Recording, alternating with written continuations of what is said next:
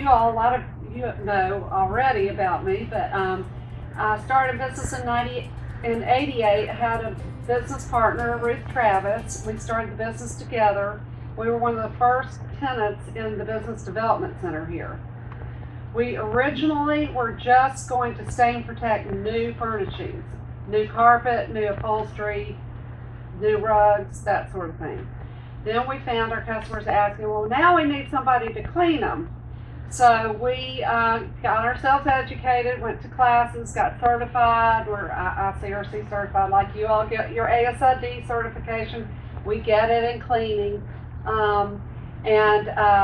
Then we went off from there. Ruth and I were lugging a big portable machine up people's stairs and cleaning carpet, and I was like, this is crazy. But eventually we hired staff and got a truck mount, and we were off and going. In 2001, I bought Ruth out. She and I were, as I said, partners, and it was right after 9/11, and there again I thought, what am I doing? And fortunately it worked out. Then in 2011, I bought this 5,000 square foot facility where for cleaning rugs. Now, you as designers kind of know what the trends, what's happened with the trends as it's gone through the years. That everybody had carpet, so everybody was cleaning carpet, but everybody had wall-to-wall carpet. Well, in around the 2000s, as time went on, people started getting rid of their wall-to-wall carpet and putting in hardwood floors. So, of course, what did they need? They needed rugs. And what did they need then? They needed rug cleaning. So when I bought this facility with a lot more space, I started doing a whole lot more rug cleaning. So it's, I bet 80% of my business is rug related. And that means cleaning, stain protection, rug pads, storage wrap, insect repellent, what else, Russell, am I missing? Repair, Fire retardant, so all sorts of things, all sorts of services. And so we're, like the experts in town on rugs. We clean any soft surface, so that includes upholstery, drapes, leather. We clean upholstery on the rod in the customer's home. We prefer doing it that way. We can guarantee no shrinkage, and they don't have to take down those complicated window treatments. It helps to ID a rug, particularly for us cleaners, so we know how to clean them, and how the customer can maintain them. And from a designer standpoint, what I'm telling you today is some tips on types of rugs to be speccing for certain situations, because you might have a playroom with kids that are going to be spilling, eating, then you might specify a synthetic, simple to clean type rug. Or in the living room, you might want something different, a nice wool rug. So where we start with is there's components of a rug. Fiber content is the major component, and then construction. So on fiber content, I have gotten, this is just kind of a fiber comparison of all different fibers, advantages and disadvantages, and you've already gotten this, so of different types of fibers. All of these fibers are in wool too. All of these fibers are in rugs too. So basically, the best fiber out there for a rug is wool. It's the best. It just is. Think about Persian rugs that have lasted for centuries and years, and they wear well. They're very resilient. They're absorbent. That's why we recommend stain protecting them, but they last forever. So that wool fiber is really the best rug out there for speccing for clients, unless, like I say, if it's in a different situation, a kid's playroom, whatever, you might do something different. Silk. Okay, what I'm seeing we're seeing a lot out there is fake silk. It's called viscose, rayon, fake silk. art silk, bamboo silk, and many different names, but it's basically viscose and rayon. And that fiber, we see it in our clothes a lot. The good thing about it is the colors they don't fade, but they can bleed if they get wet. And the viscose fiber is not a very strong fiber, so when it gets wet, it weakens, and the pile distorts very easily. So with wear, with vacuuming, with cleaning, with all sorts of things, it wears very easily. I've got one over there I want to show y'all later where we have cleaned it. This lady had it in her house. She's got 4 kids. It was under the kitchen table. So you can imagine all the traffic and the spills and all that fell on the rug. And we couldn't clean it. Had that been a wool rug, it would have cleaned up great. So the fibers are so important on the floor space you get, whether it's rug or wall-to-wall carpet. Wool is great, and wall-to-wall carpet, it is very expensive. So nylon carpet really is the best I recommend for wall-to-wall carpet. So this kind of gives you some ideas of the different types of fibers.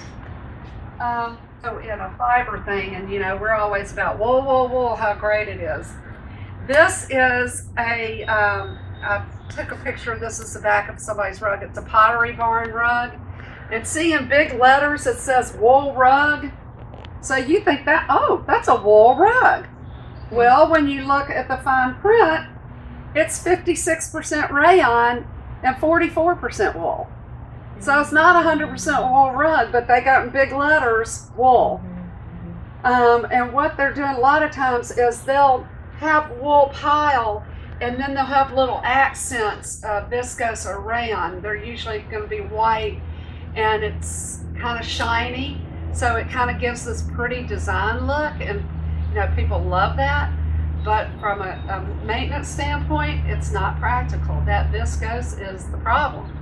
So but it's out there, and we as cleaners have learned to deal with it. But the customer just needs to understand, if she's buying that viscose rug that's so soft and silky and I just love it, she's got to know that it's not going to last long. It's a temporary rug, because it's not going to You'll have wear a cotton durry. There's rugs made of cotton. Cotton's very durable. All the natural fibers are durable. Cotton can brown in cleaning if they get real wet. Nylon polyester is what you're seeing a lot in wall-to-wall carpet. So that's that's a typical thing you see. And there again, I think nylon's the best.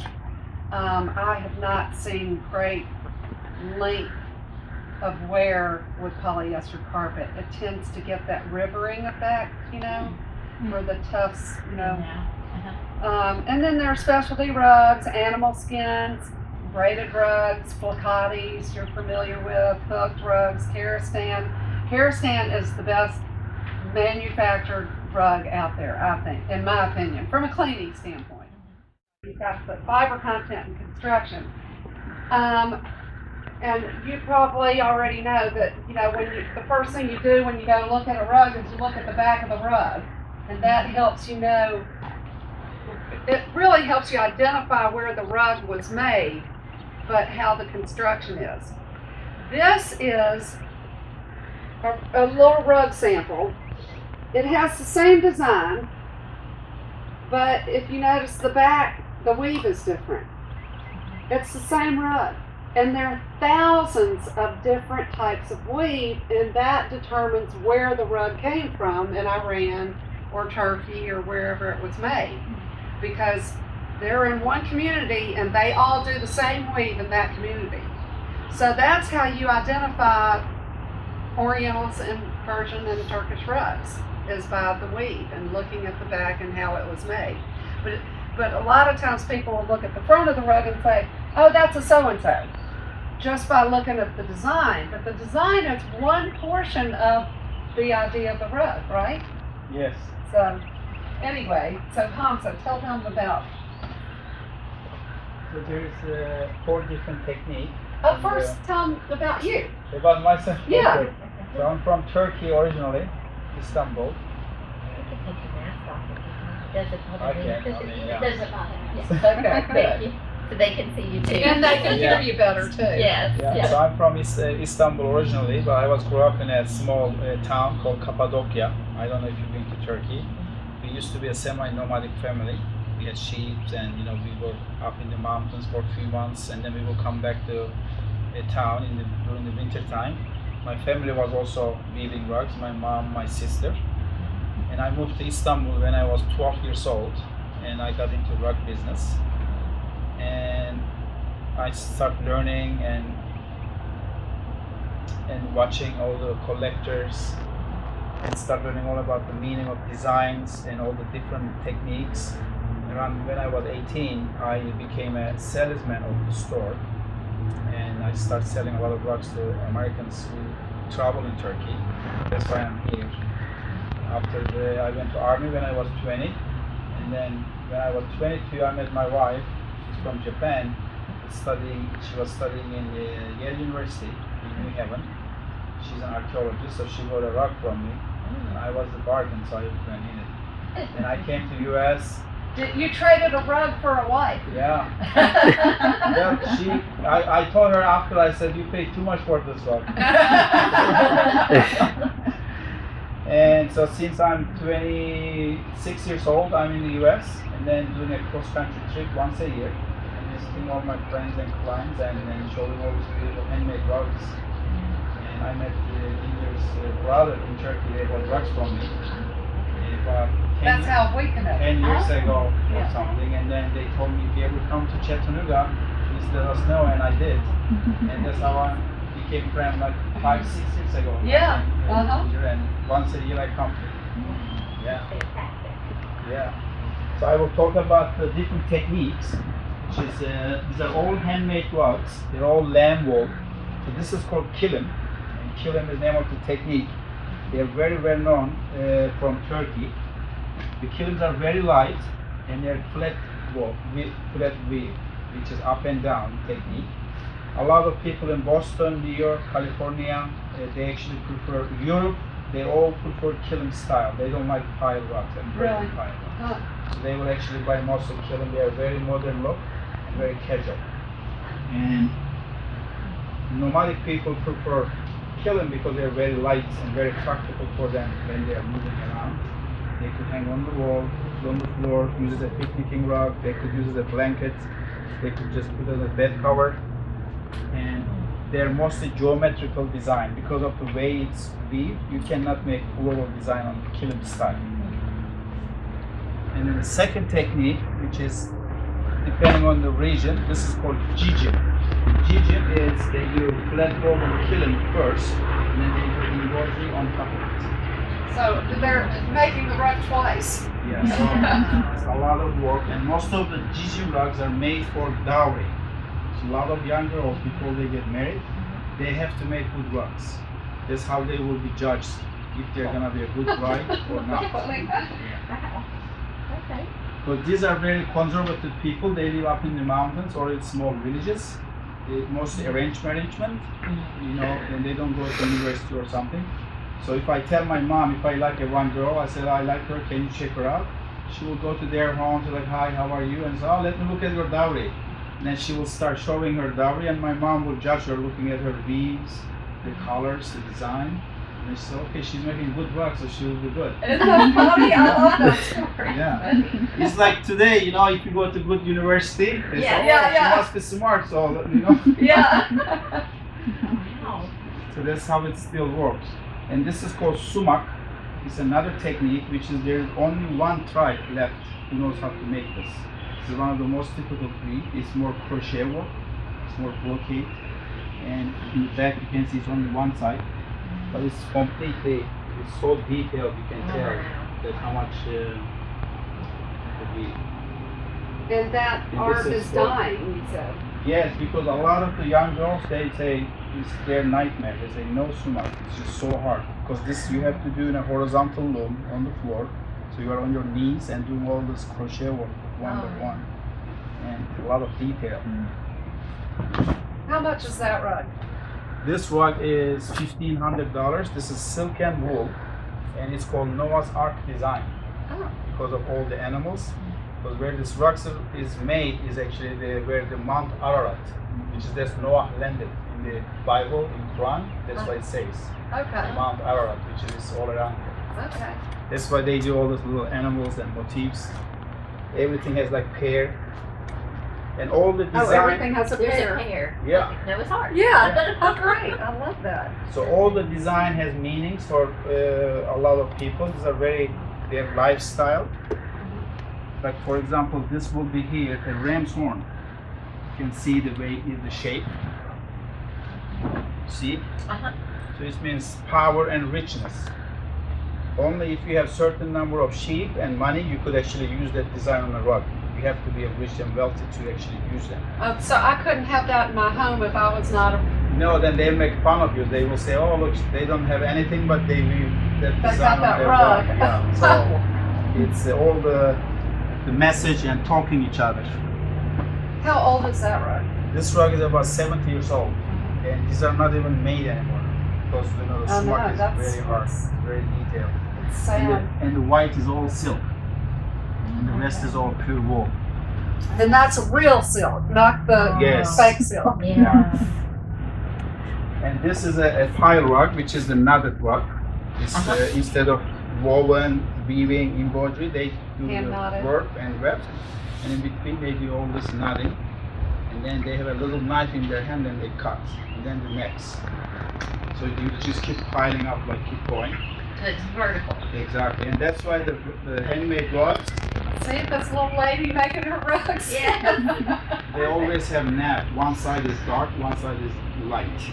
Because the nap, the pile is laying this way. Light will always hit the top of the pile more and less to the bottom. You always see two different colors in each side of Have the you rug. ever noticed that in rugs, the hand knotted rugs? Yeah. The light and the dark side. This is the back side. I had a customer who bought a rug from Hamza, Here. and it was a runner, and she put it in her house, and she said, "It's so pale." And I said, "Go around to the other end," and she went to the other end and said, "Oh, that's what I like." Yeah. So You she see turned the the rug difference? around. Yeah. See the color? Oh, wow. One side is dark and one side is light. And the pile rugs are more heavier and they're more, thicker. You can see. This is about 100 years old rug. This is a very old one that these are much more valuable and they're more rare because they are one of a kind. Most of those people who weave this rug, they don't even exist anymore. And the quality of the wool is very high quality because their animals were up in the mountains. So they drink very good water and all organic grass. They produce very high quality wool. It makes a big difference. And what happens when you see a lot of shedding on wool rugs? Well, the good, Okay. nice, this will never shed. It's only this like rugs made in India, which is very poor quality wool. They buy usually from New Zealand or something. And Really? they mix up with other things. India's producing a lot of rugs right now. And they're the thick, the knots are very big, and they're But labor bulky. is cheap. Yeah. Labor is cheap and there are a lot of people. I mean, this kind of rugs are getting very rare. A lot of people not weaving anymore in the Middle East. Because, if the one country gets a little wealthy and some money, then they go to school or they're busy with, relaxing on their phones. They're not going to sit and weave this rug. But all of these things are identifying factors. The side cord, they call this like a barber pole cord, see how it's kind of got different colors? That's an identifying factor. Wool warp, this is the warp yarn that goes through the rug. That's why you never cut the fringe off unless you're going to secure it, which is what he's doing over there. And then the weft yarn, foundation yarn, goes from weft to right. That's how I remember the weft yarn. Is the cotton. Usually it's cotton foundation, but this one I think is wool. So the foundations are usually cotton or wool. Yes, yeah. So, style of this again? This is a Persian rug. Persian. It's an old but one. where? This is a Bakhtiari. Bakhtiari, Yeah. that's right. The most important thing actually on the rug is the dye. The vegetable dye versus chemical dye. So if the rug is vegetable dye, which is the blue is from indigo plant, the red is from root of a tree, sometimes pomegranate, green they make from pistachio leaves or olive leaves, and yellow is like saffron, we have orange from henna. They're all organic vegetable dye. So when you dye the wool with these, it never fades, never bleeds. It stays same all the time, rest of the life. But if it's a chemically dyed rug, then it will fade from the sun or it will bleed if you spill water on it or things like that. And that kind of rugs has usually less value, cheaper. So vegetable dye will be always more, you pay more, but you get really good rug and it holds the value all the time, and it makes you, also gives you more pleasure to your eye. And that's another thing that gives us rug cleaners a nightmare. I mean, it's a wool rug, which is great, but it's got dyes that will bleed. Synthetic chemical dyes, yeah.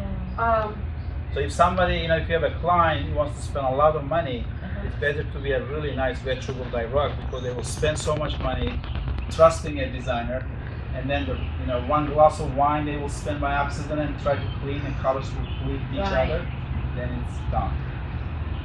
So about how much is a rug like this? Is that about four Well, or six or?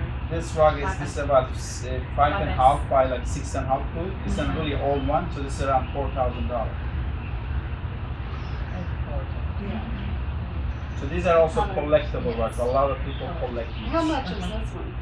Like this is the embroidery Gigi. Right, that's a lot of work. Yeah, this is 1,500. Okay. These are also more because they are very rare. It's very hard. These are like art. This. If I sell this rug, if you tell me I give you $1 million, I want another rug like this, it don't exist. This rug is just was made 100 years ago. People are gone. This rug is just like a painting. Wow. I meant to ask you to bring that silk rug in. Oh, that's silk. I'll bring it. Please. This is a silk rug. It's 100% silk. It's original silk rug from Turkey. And Silk foundation too, right? the silk rugs are the reason that they are very expensive. It's not because of the material. It's more about the labor, the number of knots. So the smaller knot, then it takes much longer to build up the whole piece. And they use silk because the yarn is thinner. Exactly. So it's they it's can much make smaller more. knots. And you need special person with small fingers. If you have a big fingers, you can leave it as silk rug because you can go in between the work. So that's why you need small fingers, so you can do it and the knot and cut it. So this is about 4x6. To weave this rug will take about 8 months. It's the same size as like 9x12 wool rug. Time, because of the wool rug with a bigger knot. It will you could do it easier, but this is much smaller knot, so it takes long time to finish it up. And silk rugs are You don't feel it. it's, you really can see it's very You soft. just want to sleep on it. Feels like butter. Yeah. You see the color again, it changes a lot from one side to other. Oh wow. Yeah. Beautiful. And we can have some issues with them like rayon. Oh. Like viscose. We have some issues with water and sometimes some of them will bleed. Yeah, that's like mostly The probably made Chinese in silk. China. Yeah. Yeah, a lot of China now copy silk rug. Oh yeah. In Turkey, nobody weaves silk rug anymore. Turkey used to be one of the best silk rug making country, but we can't find weavers. The young girls again, they didn't learn. They don't even know how to weave a rug. Where was this one made? But this is about 30 years ago. This is an old one, so Where was it made? it's called Hereke. In Turkey? Yeah, Hereke is Okay. a town in Turkey. And in that town, everybody used to have room in their home. Today, nobody has a room. So the young girls are basically not learning, not doing this. So these are really dying art. It's really good handmade rugs. It will, So did you say they're making them in China now? yes, Or is that a machine made? no, well, what is the machine made is, I heard that the background, the warp and weft, the base, actually done by machine. They only do the knotting, which is Okay. single knot, which is not very durable. And they just do a single knot by hand, but the base is done by machine. which is the Turkish ones. Even the base is all hand Rug done. ID, and you already have one, right? So you can see at the top, handmade or machine made. You go this left or right or down. Hand tufted, hand woven. Tufted rugs, y'all see a lot of them. They have the backing on them. And I don't see as many of them coming in our shop now, but they were popular for a long time. And where we really have a problem with them is when a dog pees on it, because the urine gets trapped between the face yarns and the backing, and it's nearly impossible to get it out. The other issue sometimes happens is that glue that they glue, the latex glue that they glue the backing on, breaks down over time. So it takes a while, but it breaks down and turns to dust, and then it delaminates. Hand woven, he talked about that, and then you can just see. So the wefting, like we said, you've got a rug on a loom, and on the loom, the warp yarns are the up and down yarns that become the fringe. That's all part of the rug. Then the weft yarn, so my fingers are the warp yarns. So what they do is they go in, out with the cotton foundation and do a row of knots, and then they go back, in, out, do another row of knots, and so on. And that's how they make the rug. Well, there's a distinguishing factor in whether it's a single wefted rug or a double wefted rug. So some will do, like I just said, in, out, do a row of knots and go back. Others will in, out, back and back, a double weft. That's called a double weft. Then do the row of knots. Then in, out, another row of knots. That's a distinguishing factor for that rug. So you've got single wefted, double wefted, single side cord, double side cord. What's the color of the cord? Is it a wool foundation or a cotton foundation? And the design, but the design's almost the last thing that identifies the rug. It's all in the makeup of the rug, and like I say, you look at the back of the rug and you can find these features. Basically, in Persian rugs, there are three different groupings.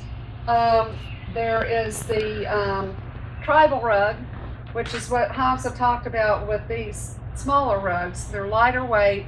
A small group of family or people will go, they'll make rugs here, and then they'll move on. So they don't make big rugs because they're carrying them all the time. And they're smaller, they're lighter weight, and they are simpler.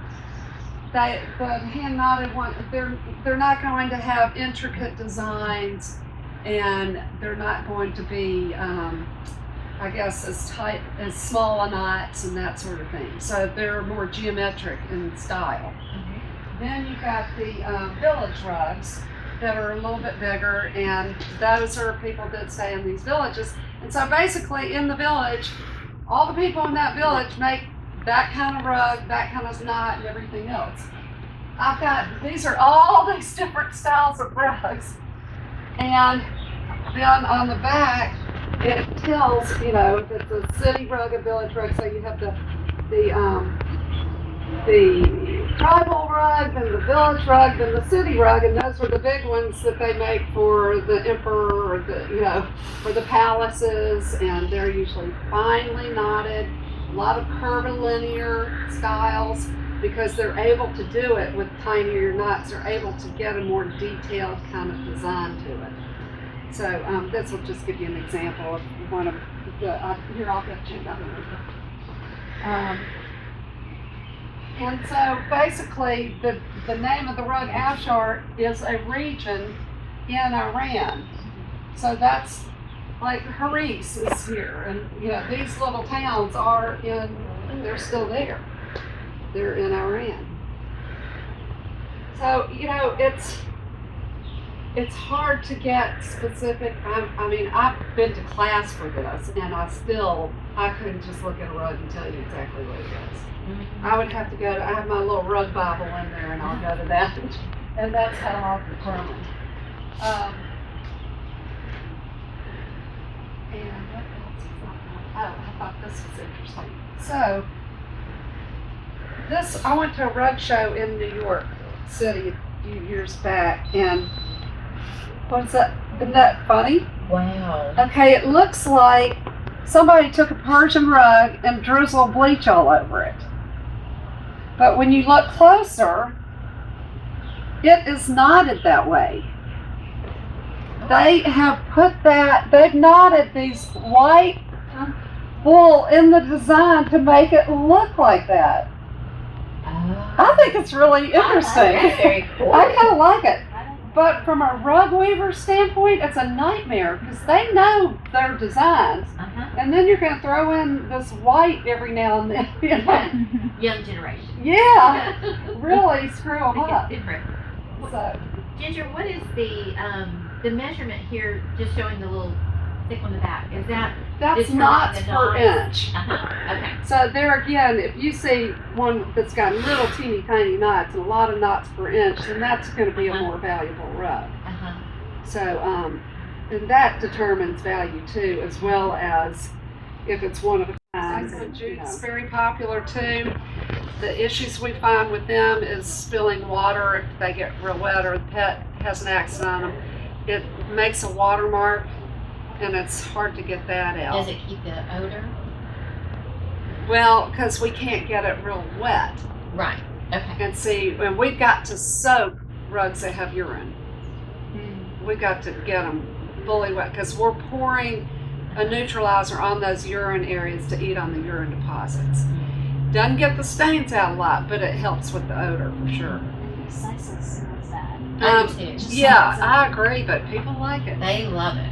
It's a neat They look, love but it. Pottery barn. yeah. Issues, other issues, moth damage, you know about, the moth eats on the wool, it won't eat on the cotton foundation, so you'll see like little holes. It looks like somebody's been pulling out knots in little areas.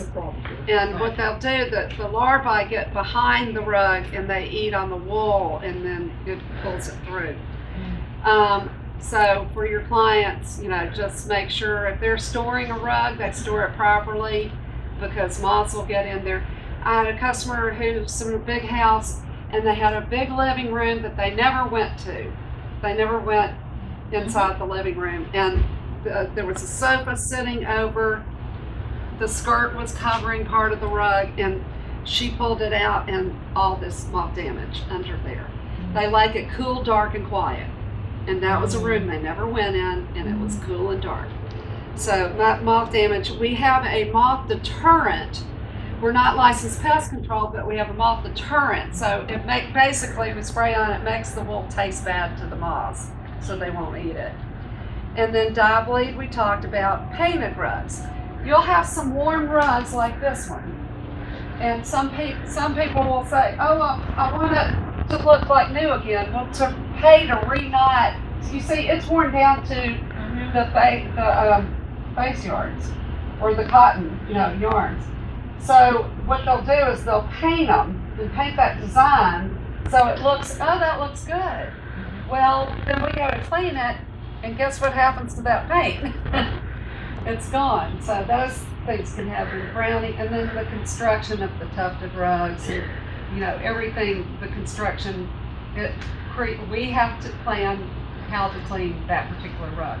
And basically, when we do our cleaning, the first thing we do is inspect it.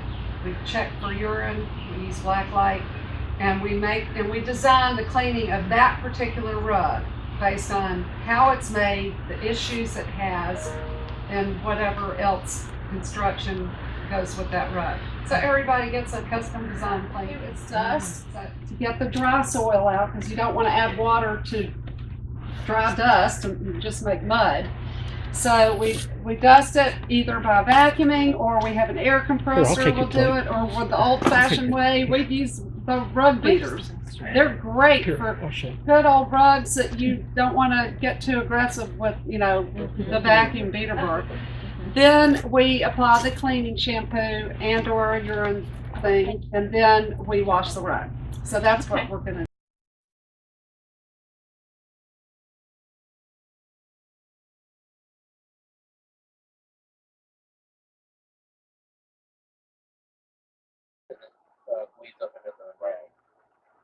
So this rug, and there's two others, those other two red ones, they were sitting in a storage unit that flooded. And so, they had been sitting in this water for 3 weeks. And we just got them last week. So I thought, oh, great, this will be a good demo rug. Yeah. So it's already bled from that. So they're in a salvage situation. And so we're still going to get it, the whole rug wet, and we're going to wash it even though we know it's going to bleed. Because, and Connor can do dye bleed correction, but if it's not successful enough, they'll just file with insurance. So What is like I dye said, bleed? What does where that the colors run, the red runs into the white. mean? Oh. Yeah, some of it already happened, and part of it was I'd already happened. It was in a storage unit that bled, that flooded. Yeah. So these rugs were already ruined. So we're just kind of trying to salvage them, and if we can't, then they'll just file insurance. White border where the red is run into it up here. Uh-huh. Where all colors that's where it bled. That's where it bled from getting Sitting wet in the storage. storage unit. So what have you done? You pre-dusted it, and then what? That anti-bleed, the Oh, lead they put bleed an stuff. anti-bleed on to keep it from maybe getting worse. It'll still bleed like crazy, but it won't set back in a row.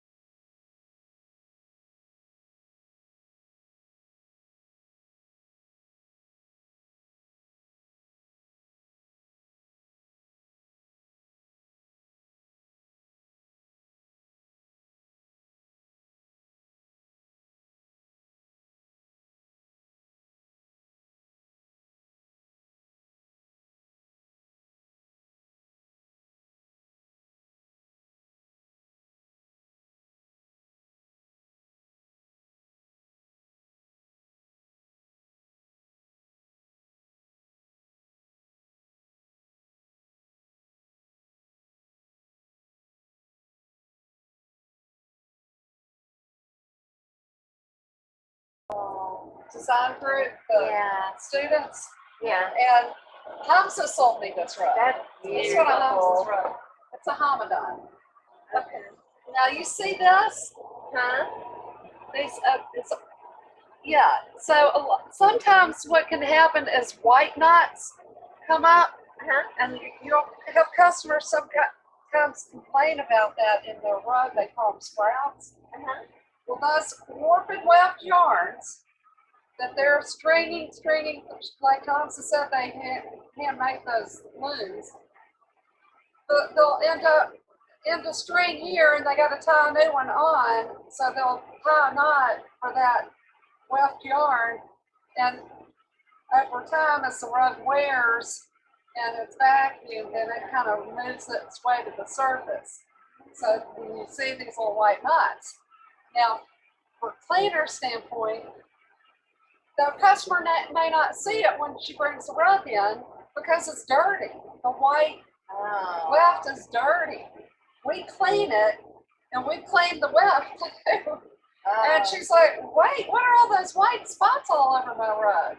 And we have to explain that it's how the rug was made. Wow. So, Tell them about the rugs that'll bleed sometimes when they have to bleed threads behind. oh yeah, see, some places they make their weft yarns are blue.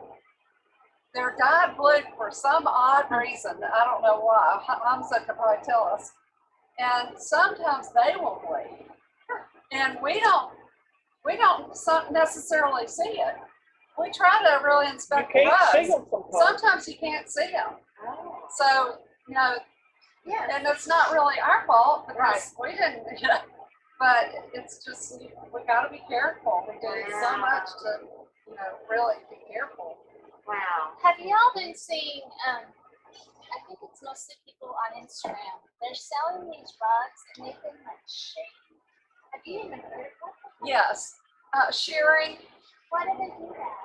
Because Sometimes they'll shear if a rug's had uneven wear. And so they'll shear and just make, instead of it being thick here and thin here, they'll shear it to where the whole rug's the same height. Other times they like the thinner rug. They don't want that, real fat rug. does that really hurt the integrity though? If it's Over the years of wear, eventually you'll get down to the base yarns. yeah. But in some rugs, I wouldn't mind it because sometimes the real thick ones, you end up with pile distortion and that rivering look because these are starting to move this way and these move this way, and it gives you that. That's the way the light hits it. So a rug like that might be a good candidate for shearing. Okay. Now they shear a rug, when they make a rug from the very beginning, they knot it and those knots are sitting loose. And they're uneven. They do it by hand and they're uneven. Once they're finished knotting the whole rug, they will shear it to make it even so the pile height is I thought it the was same. like an old rug and they sheared an old. I just thought it was. This could have been. Yeah. It could have been. It's a certain person. The other thing that happens is rugs, particularly with long tufts, over years might get faded. And so they'll shear it because it's the top that's gotten faded, and they'll shear it down and they got a new rug again. So, it has good purposes. Yeah. So, yeah. A lot of these new productions, the pale ones he's got, they really shear tight. And those rugs, they are. You feel like a bird, Well, come look. Okay. Look at this, look at what he's doing This is what he's just finishing. Now he's just getting the water off, and then he's going to pull it out here and extract even more water. Okay. And then we get it over here, and we groom, and we get it dry, and then we groom it. And then we do a post inspection after it's all dry to see if any issues. I feel like the red has bled out. We'll see once it's dry, but I think it's going to be okay. Then after it's dry, Same, just like this.